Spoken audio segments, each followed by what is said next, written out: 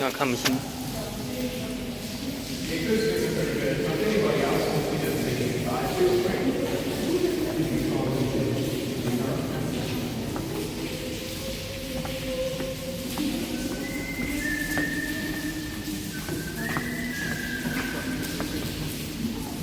晕了，有点晕。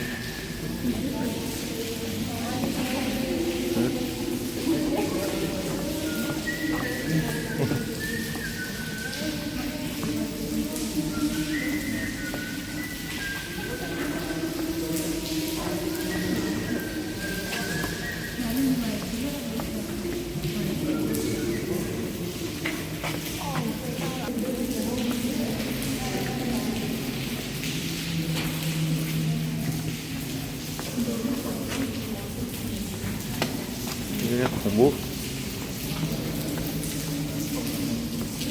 走。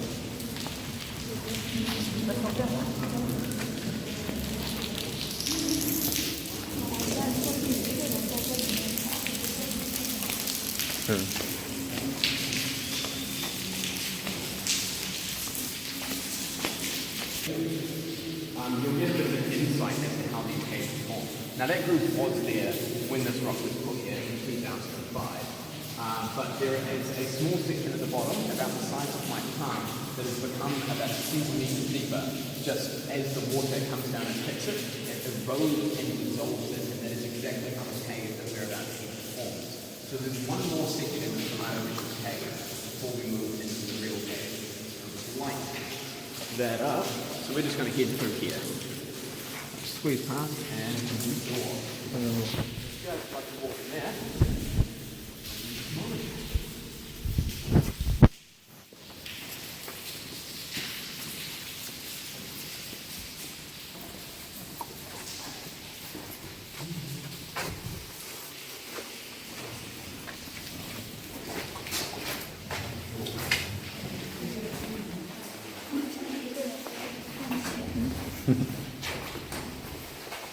So this little tunnel is what some of us call the James Bond tunnel, because, just look at it. It looks a bit like a James Bond tunnel.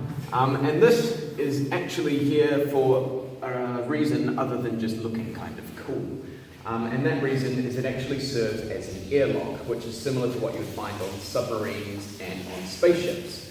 And the purpose of an airlock is to preserve an environment on one side. In this case, it is the cave on the other side of that door.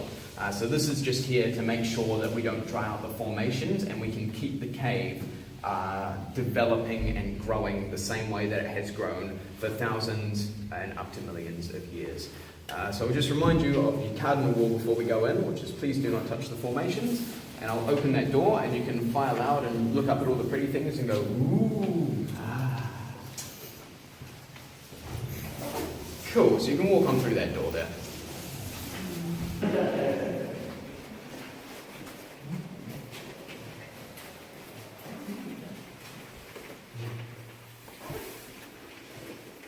Ooh.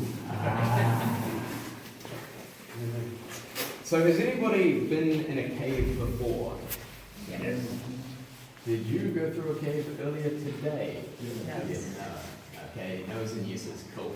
So, now, the way that these formations form is as the rain falls down from the sky, it picks up CO2. It picks up more as it seeps through the soil, and that CO2 is present in that water as carbonic acid. That dissolves the limestone as it seeps through the rock, and it deposits it on the end of a formation in the form of calcite, which is a crystallized version of it. And the way that these form is the water will flow down around the outside of the stalactite and deposit it on the end. So they grow with one droplet at a time. Now, stalactites usually start as soda straws, which, again, being kind of unoriginal in the naming, it just looks like a soda straw and they're hollow. They will eventually get blocked up at some point. The water will flow down the outside and they will turn into a stalactite.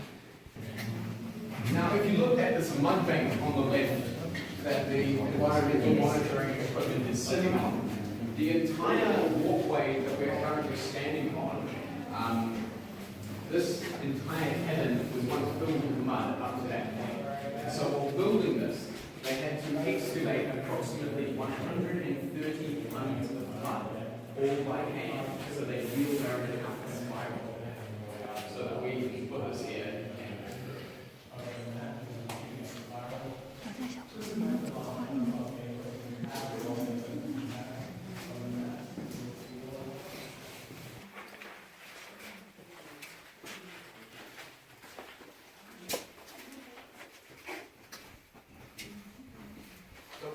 Just up here, there's a bit of low-hanging rock. And that is one of the names for it. These things have many names, all again based on pretty much what they look like. In New Zealand, we call them shawls most of the time.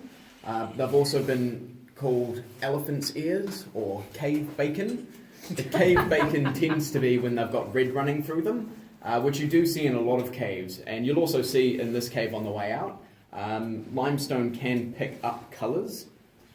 So it depends on what is in the soil above. So if you see anything orange in this cave, a lot of the time it is because of iron deposits in the soil above. Now these form slightly differently to the stalactites. So instead of the water drop falling off, it runs down the roof. So you'll see here, it starts all the way up there and it runs down the slope on the roof to form that shape. And so just up here, Ryan, at the moment, you'll know when you get to it, is that actual flowstone.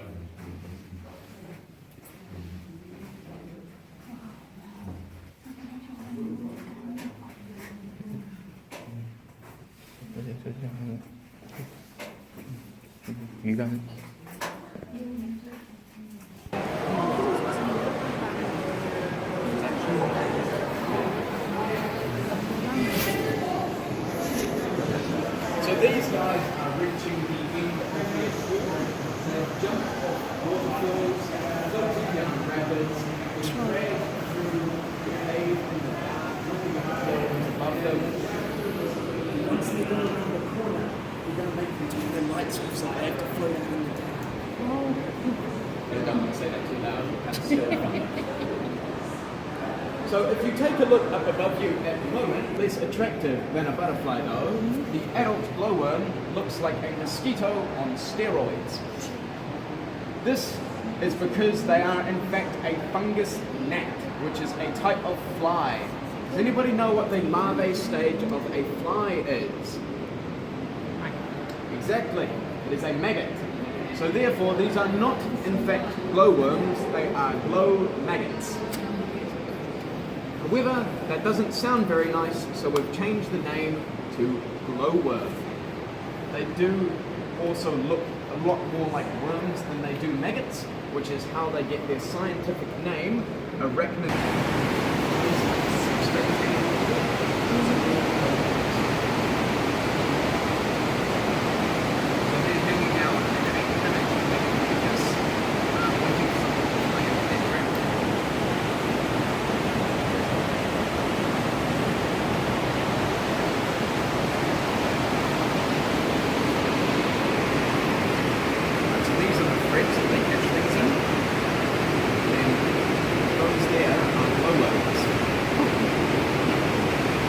Look like bits of snot, really. Yeah. Not much to look at with the lights on.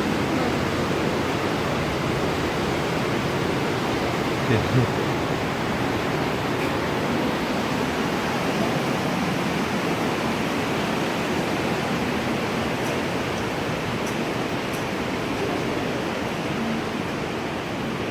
Hundreds, if not thousands, of glowworms In this section, we ask that you please keep all of your lights off for the first few minutes.